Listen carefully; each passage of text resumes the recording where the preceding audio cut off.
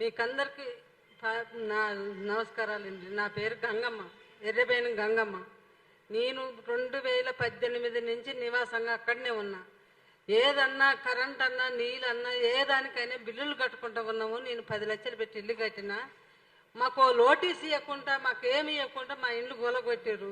ఇండ్లు గొలగొట్టి కూడా మాకు ఏ సమాధానం లేకుండా ఇంకా కాసేపటి కూలగొడతారన్నా కానీ ఏంది కృష్ణన్న ఈ మాట ఇట్లా వస్తుంది అని అంటే కూడా మీరు అట్లా అనబాకరి, ఏం మన ఇండ్లు పోవు, మనం పోరాటం చేద్దాన్ని మన ఇండ్లు పోవు అని అంటుంటే కూడా ధైర్యంగా ఉండగలిగినాం.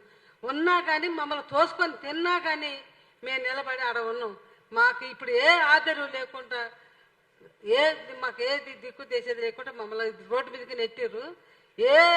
ఆడ ఉండని వాళ్ళకి ఇండ్లు ఇచ్చారు, ఆడ పడి ఉన్న వాళ్ళకి ఇవ్వలేదు.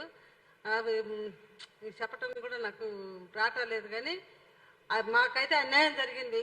ఇప్పుడు ఇల్లు కట్టుకోరని 100 గజాలు తీసేసి 70 గజాలు ఇచ్చారు. ఆ 70 గజాలు కూడా గుట్టలు తీసుకుంటే కంకర వచ్చేట్టు లేదు, ఉసుక వచ్చేట్టు లేదు, సిమెంట్ వచ్చేట్టు లేదు. ఆడ ఇచ్చిన వాళ్ళు కూడా గోడ ఎడుతారు. 10 లక్షలు అప్పు ఇంతవరకు తీరలేదు నాకు ఇప్పుడు నేను పేట ఇస్తే నేనేం పెట్టి ఇల్లు కట్టుకోవాలి? మా పేట మాకు ఇవ్వాలి, మాకు ఇల్లు కట్టియాలి. మాకు ఇల్లు కట్టకపోయినా పర్వాలేదు, మా డబ్బు మా పేట మాకు ఇస్తే మేము ఏదైనా గుడి చేసుకొని ఉంటాం. అంతవరకు ఇదొకటి. మా అమ్మలు అక్కడ చేర్చిన మా పెద్దలు కూడా మమ్మల్ని పీల్చి పిప్పించేసారు. 2000, 3000, 200, 300, 500 నెల నెల ఇచ్చుకుంటూ వచ్చినాం. అయ్యే 1 లక్ష రూపాయలు అయినాయి. 10 లక్షలు పెట్టి ఇల్లు కట్టినాం. మా ఒంట్లో బలం కూడా తగ్గింది. మాకు న్యాయం చేయాలని కోరుకుంటున్నాం. ఆడ అయిపోతుందని అంటారు. మాకు న్యాయం చేయాలి, మా పేట మాకు ఇవ్వాలి.